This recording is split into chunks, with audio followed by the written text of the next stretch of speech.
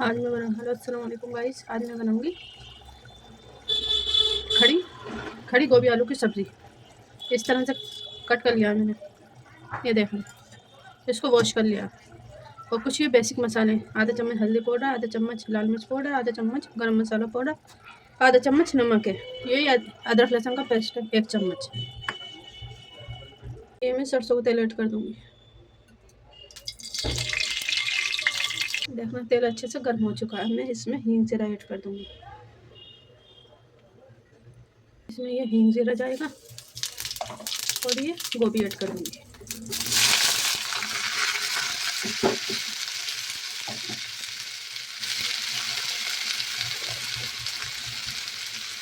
अच्छे से इसको फ्राई कर ली।